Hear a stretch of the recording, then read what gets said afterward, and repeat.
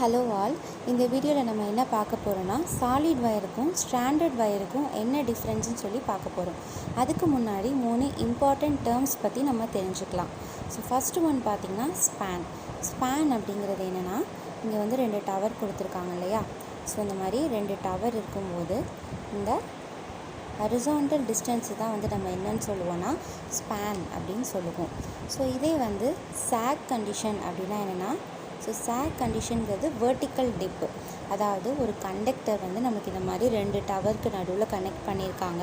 So அந்த conductor வந்து அதோட ஓன் வெயிட்னால் நம்மளுக்கு ஒரு டிப் ஆகுது. அந்த டிப்பை தான் வந்து இது வந்து நேச்சுரலாக நடக்கக்கூடியது. ஸோ அந்த டிப்பை தான், அந்த வெர்டிக்கல் டிப்பை தான் வந்து நம்ம என்னன்னு சொல்கிறோம், சாக் அப்படின்னு சொல்கிறோம். ஸ்விங்கிங் கண்டிஷன் அப்படின்னா என்னென்னா, ஒரு பலமாக வந்து ஒரு காற்றடிக்குது. ஸோ அந்த காற்றடிக்கும்போது இது வந்து சாகுன்னு பார்க்கும்போது சென்டர் போர்ஷனில் தான் நம்மளுக்கு அந்த டிப் இருக்கும். பட் இந்த விண்டு பலமாக வந்து நம்மளுக்கு அடிக்கும்போது இந்த 2 சைட்லையுமே நம்மளுக்கு அந்த கண்டக்டரோட மூமெண்ட் வந்து இருக்கும். இந்த கண்டிஷனை தான் வந்து ஸ்விங்கிங் கண்டிஷன்னு சொல்லுவாங்க. ஸோ சாகுக்கும் ஸ்விங்கிங் கண்டிஷனுக்கும் உங்களுக்கு டிஃப்ரென்ஸ் தெரியணும். இது ஸ்விங்கிங்னு சொல்லுவாங்க, அப்படி இல்லைன்னா ஸ்வே அப்படின்னு சொல்லுவாங்க. சாக் அப்படிங்கிறது என்னது, ஒரு நேச்சுரல் காசஸ்னால அதோட ஓன் வெயிட்னால் அந்த வரக்கூடிய வெர்டிக்கல் டிப்பை தான் வந்து சாகுன்னு சொல்லுவோம்.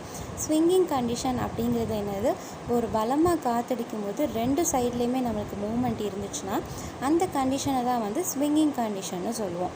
ஓகேவா. ஸோ இப்போ வந்து நம்ம உள்ளே போகலாம். ஸோ சாலிட் வயர் அப்படிங்கிறது என்னென்னா, இங்கே எங்கெங்கெல்லாம் அந்த ஸ்மால் கிராஸ் செக்ஷனல் ஏரியாஸ் இருக்கோ அதில் மட்டும்தான் நம்ம இதை யூஸ் பண்ணணும். இன்கேஸ் நம்ம ஒரு லாங் கிராஸ் செக்ஷனல் ஏரியாலேயோ லாங்கர் ஸ்பேன் கண்டிஷனில் வந்து நம்ம இதை யூஸ் பண்ணோன்னா அங்கே வந்து நம்மளுக்கு அதிகமான வைப்ரேஷன் நடக்கும், ஸ்விங்கிங் கண்டிஷனும் வரும். ஸோ இதனால் நம்மளுக்கு இயந்திர தொய்வு வந்து ஏற்படும். அதை தான் வந்து மெக்கானிக்கல் ஃபேட்டிக்னு கொடுத்துருக்காங்க. ஸோ இதே வந்து நம்ம ஸ்டாண்டர்ட் வயர் யூஸ் பண்ணும்போது, ஸ்டாண்டர்ட் வயர் அப்படின்னா என்னென்னா, இந்த மாதிரி சென்டரில் ஒரு சிங்கிள் சாலிட் வயர் இருக்கும். அதை சுற்றி மல்டிபிள் சாலிட் வயர்ஸை வந்து இந்த மாதிரி ட்விஸ்ட் பண்ணியிருப்பாங்க. இந்த மாதிரி ட்விஸ்டட் கண்டிஷனில் இருக்கிறது தான் வந்து என்னென்னு சொல்லுவாங்க, ஸ்டாண்டர்ட் வயர் அப்படின்னு சொல்லுவாங்க. ஸோ இதை வந்து நம்ம லாங் கிராஸ் செக்ஷனல் ஏரியாவில் உள்ள இதுலேயும் லாங்கர் ஸ்பேன் கண்டிஷன்லேயும் வந்து நம்ம இந்த ஸ்டாண்டர்ட் வயர்ஸை வந்து யூஸ் பண்ணிக்கலாம். ஸோ மெயினாக சாலிட் வயர்னு பார்க்கும்போது ஹவுஸ் வயரிங்கில் யூஸ் பண்ணுவாங்க. ஸ்டாண்டர்ட் வயர்னு நம்ம பார்க்கும்போது over head transmission system and distribution சிஸ்டமில் வந்து யூஸ் பண்ணுவாங்க.